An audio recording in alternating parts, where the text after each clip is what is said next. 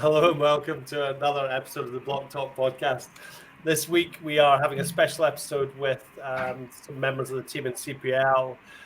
So I'm joined by Will McElmoyle, our technical director, Crawford Burns, our professional services director, and Jaxx Bruce, who looks after all things marketing. So guys, how are we doing? Yeah, good. All good. Yeah. Yeah, really good. Thank you. Excellent. And I'm glad Jaxx decided to hit record on this take. So that's a really good one as well. Okay, so we normally send out a quarterly newsletter to our clients talking about what we've been up to and these sort of things. But today we thought we would do a podcast on the subjects as well. So that we get a bigger reach, and if anyone else is interested in what we're been up to or what we think of certain things, then they can listen to this. So first topic of the day is team news. So PMAS conference has just passed. We were lead sponsors for the Property Managers Association of Scotland conference that was held in the studio quite recently in Glasgow. So Crawford, I wasn't there. You and Will were there, but you can pick this one up. Do you want to talk about what happened at the conference? Yeah, Brian. First conference since 2019. So it was really good to actually get to see our collective client base all in the same place at the same time. Some really good engaging conversations. I think really nice to see actually lots of people from within the sector talking away to each other. Lots of good shared ideas. We brought Charlotte up for the conference, so she had just recently passed her probation. So it was really nice to get to introduce her to all of the clients that she tends to talk to on the phone. Clearly, you and I get the opportunity to see people fairly regularly in the face-to-face basis, but first time Will had been up for a wee while and got to say hello to some of the faces that they'd seen before. Good conference, really interesting conference. A couple of really good speakers. Kyle Murtaugh did a really cracking bit around presentation skills, and then there was a lady who talked about carrying around your stress bucket, like a lady called Jen. It was really interesting about some of the ideas as to how you can unburden the stresses in your work environment on a day-to-day basis. So good day, really good day. And then at the end, Alison McDermott came across just as the exhibitors were all getting ready to kind of close everything off. And Alison had said the PMAS felt they did a successful conference and were very much looking forward to 2023. So yeah, good day all round. Good, excellent. So another thing to talk about, we have, for the first time in a long time, we're all going to get together as a company, and we're going to have, it's been called an away day, but it's kind of a company conference. So that is towards the end of November, and we're all going to, so I suppose it would be useful to explain. So CPL used to have an office in Glasgow and Southampton, and that's where everyone went to work. Now we're pretty much all remote, and we've actually employed a number of people who cannot get to any of those offices. So we've got people based in Birmingham, we've got people based in North London, we've got people based in Harrogate. So we whilst, at the end of the day, is remote working the same as being in an office together? No, it is absolutely not. In my opinion, anyway. I don't think you can innovate and as well as you can if you're together. However, if you want good talent, you need to go and find them, and sometimes they don't live where your offices are. So we will continue to have a portion of our business that's remote. So that being the case, we're all going to have to get together on a more regular basis. So we're having a company conference in Manchester at the end of November, which I'm really looking forward to, because there are still people within this organisation who have been with us for many months who I have never met face to face. So I'm really looking forward to that. Anyone else got anything they want to pitch in on our away day? One of the things, I've kind of jumped in there. I was just going to say one of the things that was actually brought up on the question session just pre-lunch at the PMAS conference was actually about people's working practices since COVID and how hybrid working has very much become a focus inside not just our sector, but pretty much across every sector. And it kind of prompted a bit of a chat around how people felt it actually been working for them as a business. So there was some really positive feedback, certainly from the people that were on the panel. So James and Amy were there from Indigo Swan, and also Andrew Bilmer was there. So a lot of the chat was around the hybrid working thing. Seems to actually be working pretty positively for a lot of businesses, not just inside our sector. Good, cool. Will, what were you going to say? Yeah, just more about back to our conference, that the point of people working remotely, and that it's going to be the first time we've actually met face to face. I'm really looking forward to that, and also it's going to be good to get to know, get to speak to our team in a non-work environment, get to know another side of them really, and looking forward to a chance for us to sort of kick back and relax after a really good year where we've put in a lot of hard work. So we must have a bit of a it has been that as well. Yeah. Good. So I guess nobody's doing an Elon Musk soon then, and just telling everyone they need to be back working 40 hours a week, or they're not got a job yet. So not as yet anyway. Okay, cool. Okay. So the next thing, I'm not sure if anyone heard that. The dog is barking, so he's in the other room. I've locked my study door, but he's loud. So the other thing to talk about next subject is EBS. Now, this is something that was actually a guy in Insight who talked about this a lot, and it's something that we then discussed internally. So EBS stands for Equal Business Stature. So what it's all about is an equal amount of respect in a business relationship and I guess a business transaction, supplier customer.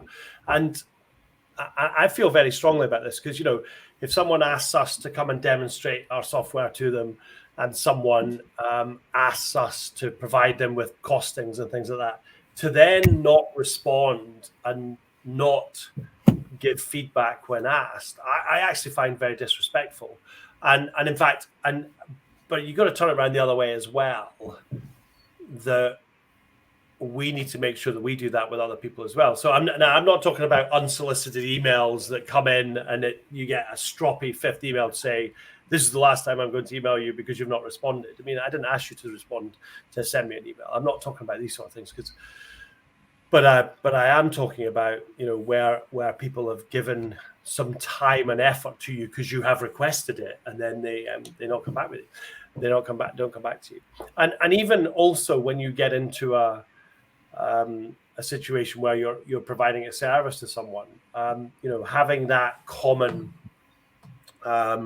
goal that everyone is fighting, or not fighting, but everyone is pushing towards to get to. There's got to be an equal amount of effort in that to make sure you get to that goal. And in fact, I found myself failing on EBS recently. Someone had contacted me. It was a recruiter actually had contacted me and asked me if I wanted to have a look at a couple of CVs, and it wasn't in this business; it was in another business. And it was sales CVs, and I was like, okay, send me them over. I'll have a look at them. So he says, "Oh, we don't have terms with you at the moment, so can we sort that out?" So we sorted that out, and then he sent me over the CVs, and I didn't respond to him. And he phoned me on email me about 3 times, and I was like, that's not right. I can't expect people to do it with me if I'm not willing to do it with them. You've got to walk the walk, and not just talk the talk. So I had a conversation with him and said, look, okay, thank you for sending them. I told you at the beginning that we didn't actually have any jobs. I just wanted to see the CVs, to see what talent was out there. And we agreed to speak in a month's time. So at the end of the day, I'm not wasting his time anymore, sending me a whole load of stuff or trying to contact me when that is the case. But it happens so often, and I don't think there's any place for it. There is some common courtesy in business. So that is my view on it. Anyone else got a view on it on here? Yeah, I think I was waiting for Will to talk there. You're quite. Yeah, I was making sure we didn't have the same thing. I think it's one of those things where if you're sort of running your own business, you have a lot of priorities and potentially getting back to that person to just say not interested or not right now is maybe something you really don't have time for. But if everybody sort of embraced that a bit more and just sort of took the time to do that, then we'd all feel the benefit from that, because it certainly happens to us as well. On the other, we like you say, we're guilty of doing it, and also we get the sort of the sore end of it as well. So it's definitely something worth considering, just for a better environment for everybody, really. Just a better makes everything go a bit smoother. Yeah, no, totally agree. Crawford, anything to add? No, the only thing I would say is, I just think that at the outset of any project, if you actually have that agreement in place between customer and provider, then everybody it should never come as a surprise to anybody then when we're looking for commitment for somebody to do things against a particular time scale or a time frame, or we're looking for responses, because that's what we're all in. Nobody wants anything to fail. Everybody wants things to succeed. And the only way to do that properly is if everybody's committed to what your end game is. Yeah, I mean, the one place where I hear this all the time is people who write websites for a living.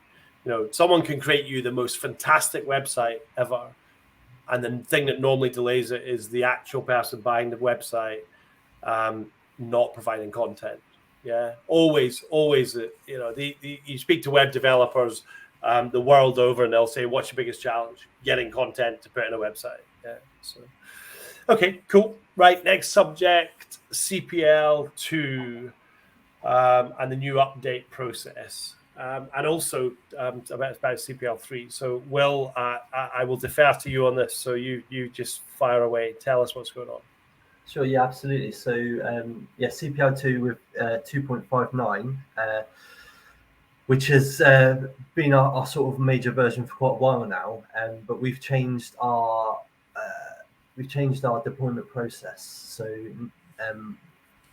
it's going from a much more. So we had the same process for about, I think, 10 years, which was fine, and we were very well versed in it, and we had our process, but we've had a look at it and decided that it can be improved. So we are now rolling out updates using a different process, which is going to be a much more robust, and it sort of looks at the system as a whole rather than just a kind of transactional update. So that's going to give us a lot more robustness. It's also going to make sure that all of our implementations are exactly how they should be, because we have many clients. We're often doing bespoke config, and as a lot of our users will no doubt know, there's hundreds of, maybe even getting into 1,000 different configurations you can have set up in CPL. So this just makes sure that every system has everything it should, and leading on from that, it's going to mean that we can deploy a lot quicker as well.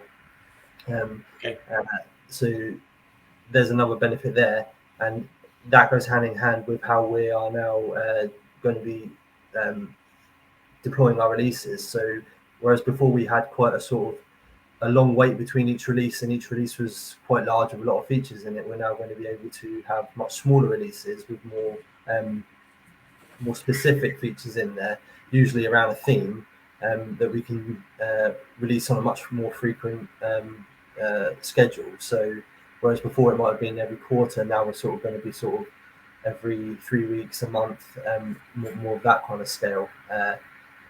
And that's going to mean that we can turn around sort of client requests a lot quicker. So if we're asked to do something that's really, amazing and going to help a lot of people out, we can get that out to our clients a lot quicker, and we don't have to wait for the whole sort of quarterly development process to be completed. And also on top of that, it means that if there are any issues that do come up in a live environment, we can get those fixed and resolved a lot quicker and without as much risk as well. So we're just starting to roll that out now. So it's going to be quite a slow process to start with, as it's new to us. We want to make sure we don't go too fast, and that we're not going to give ourselves more issues than we can deal with. We just want to make sure that every single implementation goes off perfectly, and then once we get more experience with that, we'll be hopefully deploying updates really frequently. So that's the big change with CPL2.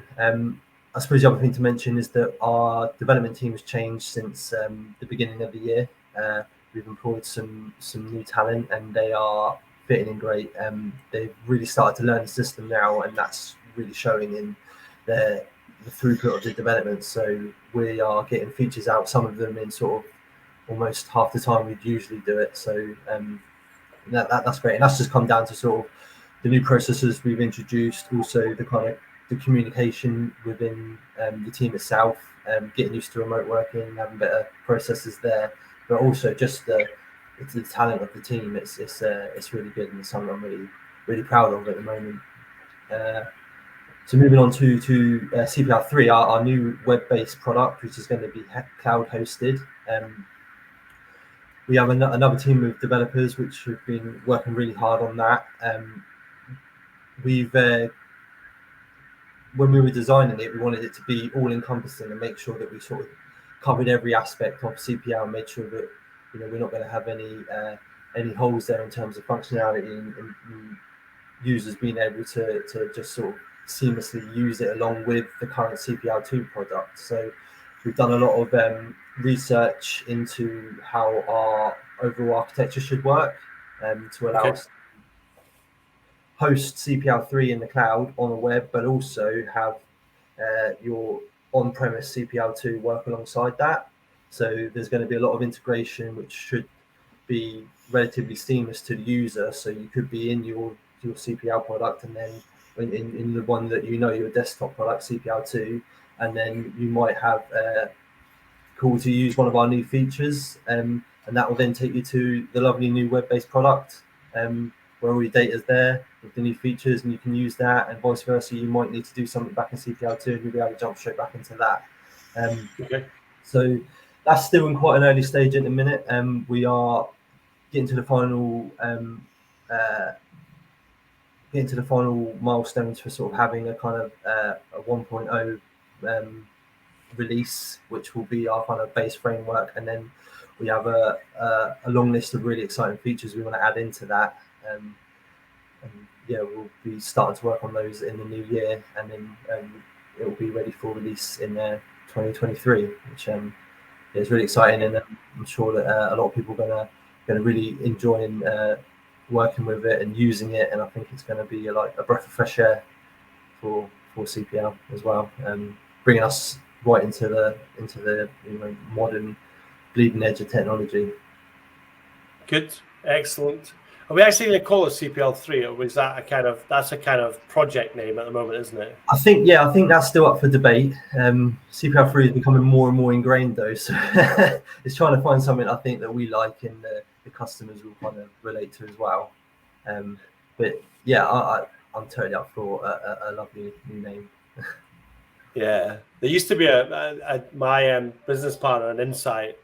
He used to work for a company who had two products called Esprit and Vantage. Okay, and so you don't need to be a genius to work out that they're both cars. One was a Lotus and one was an Aston Martin. And then their new web-based product they built had a code name of Uno. And I don't know if you ever remember a Fiat Uno. But yeah, it wasn't exactly in the league of a Vantage or an Esprit. So I think that was I'm pretty sure that was a project name that then just stuck. So yeah, you got to be careful with these things. Anyway, okay, cool, excellent. Thanks for that. Crawford, anything to add? No, I'm the only thing I guess I say no, and then I say yeah. Here's a load of stuff like that. What I was going to say was that I think the idea and the concept behind making a version of CPL browser-based, particularly for those people that are on site, so the development managers, I think everything that's kind of client-related, to make that web-based, I think is a real game changer, because it does allow the application to become portable, so that information literally can be taken on site. Which, I mean, when we talk about things like dashboards and stuff, then it does mean that the property managers or the development managers, the CRMs, whatever you choose to call them, will have that information from CPL literally in the palm of their hand before they go on site for their AGMs and for their residents associations meetings. So I think that will be really, really helpful for pretty much every single one of our clients. Yeah, for client facing, it's a must, isn't it? And and the beauty is, I mean, most people or a lot of people, they'll develop a new product and they'll spend 5 years doing it, and then they'll release it, and they'll have forgotten 20% of the product that they were trying to replace. So the way we are doing it, in that we're giving specific features in CPL3, but allowing that to talk to the same infrastructure as the current products there means you can have the best of both worlds. You can provide that client-facing stuff very, very quickly, and then over time migrate things from the current CPL2. The great thing about CPL2 is, and okay, it may be written in technology that's, well, it's not older technology. It's maybe looked at because it's not browser based, is older. At the end of the day, it's a Windows application. It can talk to stuff in the cloud if you want it to talk to stuff in the cloud. There's technologically ways you can provide good solutions with that product, but it just seems that people want browser based. Do you know what I mean? And if you were to ask the question why, they possibly won't even be able to answer it, So actually, are they asking the right question? Are they saying I want browser, or are they saying I want cloud? Do you know what I mean? But as long as you can bring the solutions to them that allow them to do their job the most effective way, then that's the game changer. And CPL are not all about, we don't sell software, we sell solutions. Yeah. So it's that we need to always remember.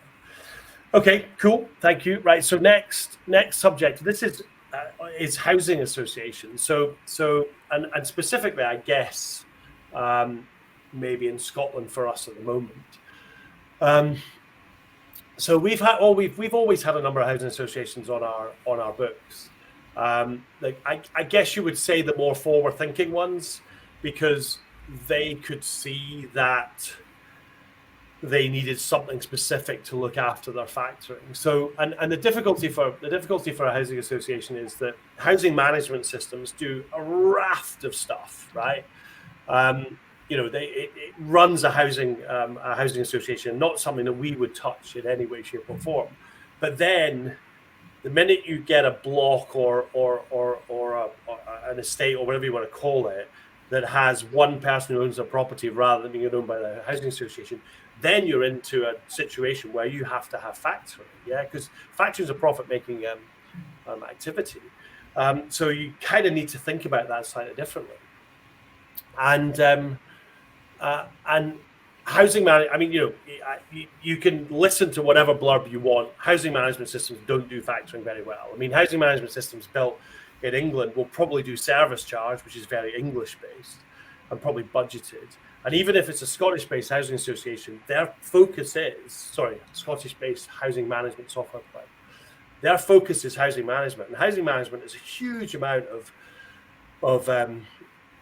functionality. So there's no way in this earth they could provide the level of functionality for factoring that a factoring or a specific product for that market would be able to provide to users. And in fact, and what prompted this conversation in this or in our quarterly newsletter and also in this podcast is, I don't know how many leads we've had in over the last, or inquiries. Let's not call them leads. Let's call them inquiries. We've had in the last kind of 2 months from housing associations, but it's gone exponentially higher. So I don't know if there's a housing management system we haven't managed to get to the bottom of it yet. I don't know if there's a housing management system that's specifically been end of life, and therefore people are looking at new ones and then going, well, actually, how do we deal with factoring now? I don't know the reason for this, but there's certainly a huge amount of unhappiness in that market. And I guess the other problem, and this happens a lot. CPL, I can't remember. I'll get this stat wrong, but hopefully I'll get it close enough. There's about 650,000 factor properties in Scotland. It's probably more now. Okay, so let's just. I don't want anyone arguing that it's 680 or anything, but it's about, let's call it 650. And we do, the one stat I do know is we do about 370,000 units on our software. Okay, so, and that's the majority of the private sector in Scotland, at least.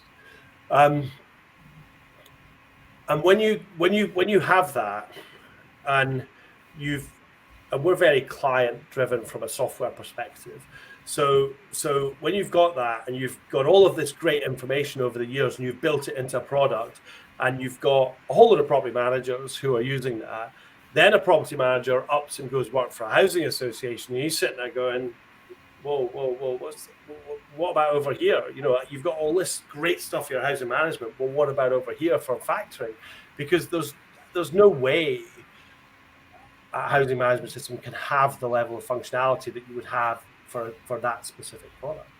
So it's been really interesting over the last actually couple of weeks and couple of months to look at all those inquiries that have come in and go and talk to these people and listen to their challenges as well. So I think that's one for the future. I mean, certainly a big focus for us at the moment is how we can help housing associations. And what I guess one of the challenges is everyone wants an all singing, all dancing, one solution product for their business. You know, they don't want to necessarily have things that talk to each other.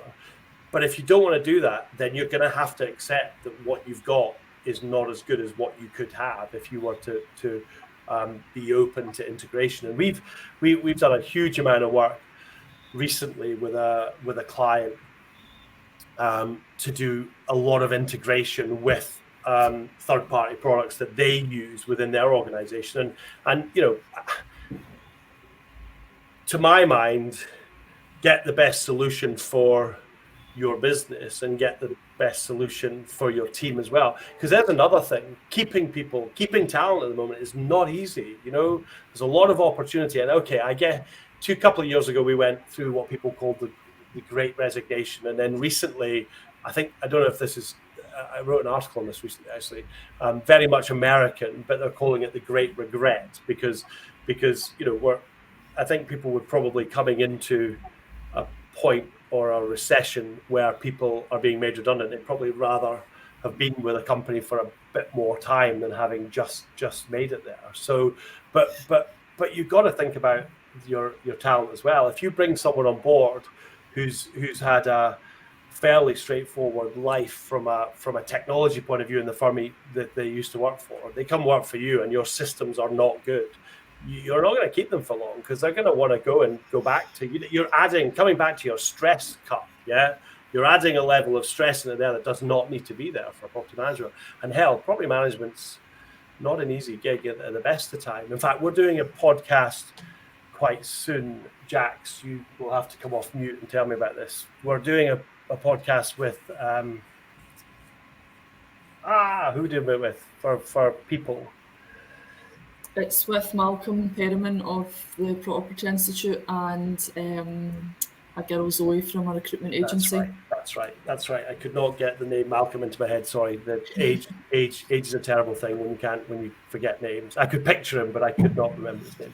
Yes, so you know, there's a huge amount of reasons that the HAs that do a lot of factoring should look for specific products that look after factoring. Okay, sales pitch over, but I did sound a wee bit like that when I was getting into it. But I do get very passionate about these things, and hell, you know, of course I do. You know. Anyone got any other points on HAs they want to chat about? I was gonna say, Brian, just to come back to a couple of things that you'd mentioned. One of the things that seems to come up really quite consistently with housing associations when we get the chance to sit in front of them and just have a chat around what their challenges are around their invoice and billing process. So whereas we've got that really centralized inside CPL, and literally once you've got all your charge codes and stuff all set up, it is a really smooth process, whether you're sending out 600 or 60,000 invoices. But some of the conversations have just been really enlightening. Maybe I don't know if that's the right word, but it's been really interesting to hear how long it takes a housing association to run their billing process.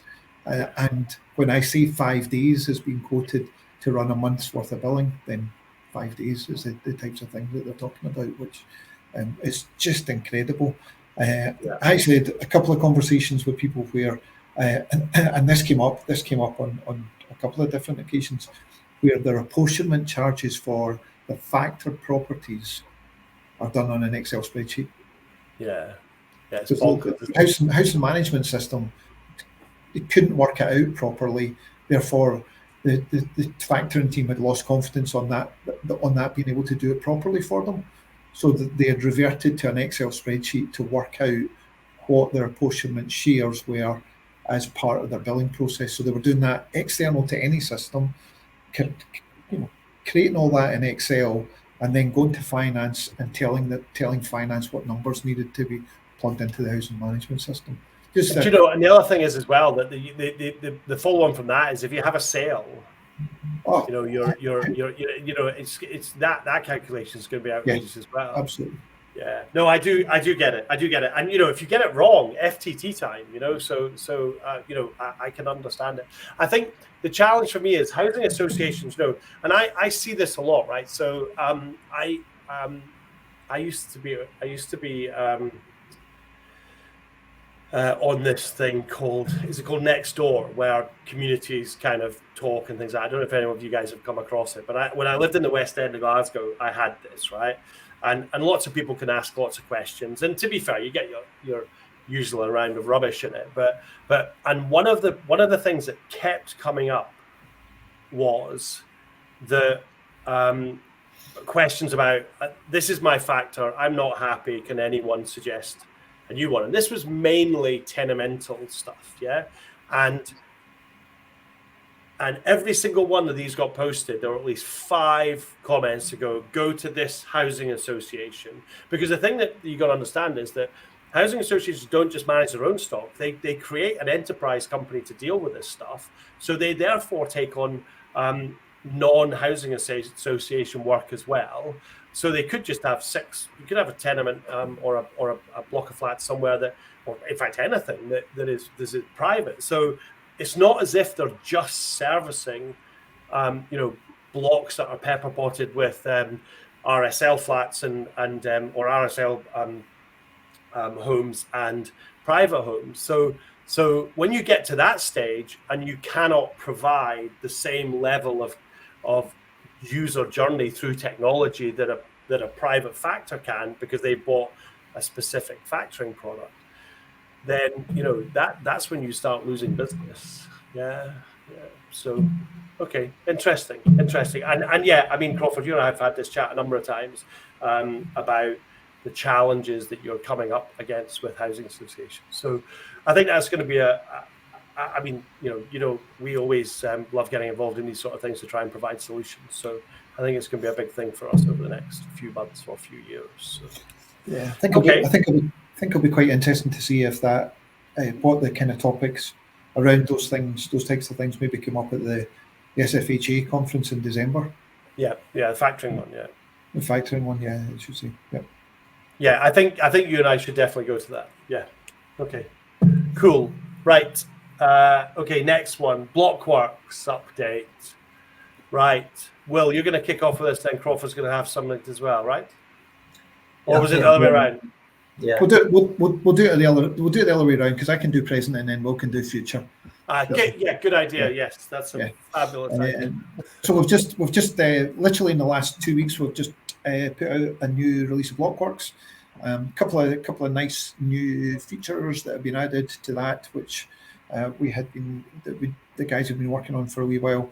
One of them is notifications. So the contractors or your contractor users, as I call them, contractors from a factors perspective, really now have the ability to be able to switch on notifications for both their app and also for their client portal for new jobs that are created for them, new estimates that are sent through, and quote requests. So they've literally got the ability now to be able to tailor very specifically what sort of notifications they get from Blockworx. So essentially, if you are a person that's involved in delivering the quotes inside your business, then you can say that's the only thing I want to receive notifications from Blockworx on. Ticket. Say you want to get it on the app or on your desktop, either or both if you choose. But if you get it ticked for the app, and then literally you'll get a nice little pop-up that lets you know when you've got a quote request that has come through from one of the property management companies, which means you can then respond to that in a more promptly. Or if you've got it switched on for the desktop, then it comes through as an email notification. So I think what it helps to do is it helps the contractors get real quick visibility of stuff that they're being requested directly from the property management companies. And one of the things that we've talked about with regards to Blockworx, going forward is that we will be able to look at performance and response times and all this kind of stuff, so that so that the property management companies have got these, and that certainly the notifications will really help the contractors with that. So that's one thing. And the other really, I'm going to call it a cool feature. I quite like using the term, despite my age. We've now got shared documentation inside Blockworx, but we've got it designed in a manner so that you can pick and choose which property management companies that you want to upload the documentation to. So an example of that may well be that if you have got a public liability insurance certificate and you want to share that with all of the property management companies that are using Blockworx, then you have the ability to make it public. So you just tick the box that says public, and what then happens is every block management company or property management company that you are linked to will automatically get a copy of that document uploaded into CPL with the expiry details and the value and a copy of the document itself. You then can review it and simply authorize it. So once it's authorized, that then sits inside CPL for them. When it comes to a point when it's due to be renewed, the contractor gets notification to let them know that it's coming up for its expiry. So that's one part of it. The other part of it is if you've been requested to upload a very specific piece of documentation. So it might be that as a contractor, you're doing a very specialized piece of work, or it might be that one of your property management companies has asked you for training records for your guys. And if that's the case, then you can actually upload the documentation, but literally say it only has to be visible for a particular client. Okay, cool. So what that does do is if a client comes to you, and you've got documentation available, you can literally say, yep, I only want it to be seen by this client. And similarly to the public documentation records, just at the time when it's getting ready to expire, Blockworx starts to send you notifications so that you've got those reminders. So what it should do, hopefully, is stop things like public liability insurance and employee liability insurance and that sort of thing expiring, and then the property management companies having to chase the contractors for it. Instead, the contractors should get notifications ahead of time, and hopefully that will cut down in the amount of time and effort that it takes people to actually go through that whole process. But two, it should also help minimise the number of documents which are out of date. Good. Excellent. So that literally came out last 2 weeks. And then next release, hopefully we're going to have planned sometime early part of 2023, which I think will give us a bit of an update on that one. Yeah, absolutely. So yeah, the next big update coming January. So we've part of the functionality in Blockworx is that the contractors can upload their invoices once they've completed the work. And at the moment, that's quite a manual process. The contractors need to enter in the amounts for like the work and the breakdown as well. So we've been working on a module that will take a copy of your PDF and then pick up the values off of that automatically using OCR software, which we've got there to assist the user's input. So the users will be able to upload a template of their invoice, tell Blockworx where all the important bits are, and then when they come to upload their invoices, rather than do one at a time, they'll be able to, at least at first, they'll be able to upload batches of up to 25 invoices. Blockworx will go through all those automatically. It will pull out all the values that it needs, such as dates, amounts, VAT, job numbers, so that it can link it to the correct piece of work. And then it will display all of this to a user, which will massively assist the input time. So rather than having to do one at a time, they'll be able to do a full batch. And in most cases, that will be a case of just clicking a couple of buttons and the whole batch will be posted off into Blockworx.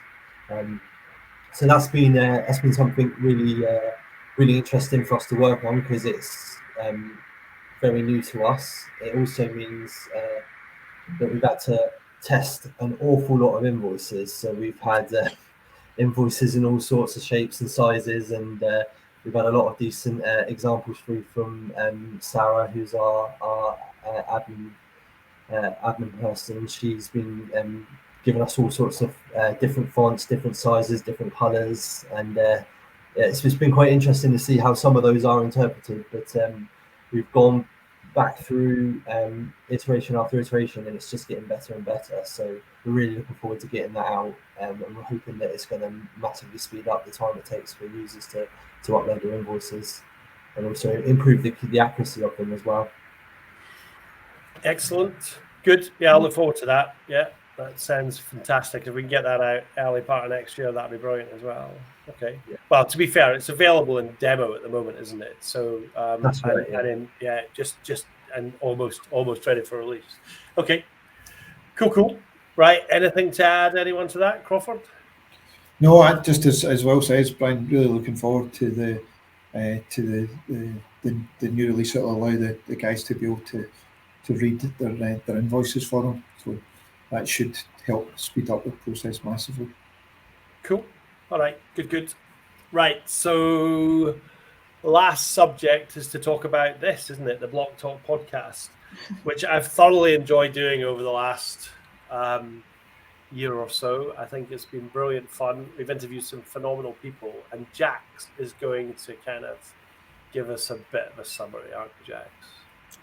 Indeed, yes. A year and 2 months it's been going now. So, I'm just looking at the stats at the moment. We are almost at 2,000 downloads since we published. So 1,969. So hopefully this Clientcast will edge us closer to that 2,000, if not get us to there. And it's been on a steady. The graph is, the lines are going up, so I'm happy as the Friends episode goes. Over time it just keeps going up and up. So and we seem to have a steady listenership now as well. And we actually have one episode which is almost at 100 listens. Does anybody? Don't tell us who it was. I was going to say, does anyone guess?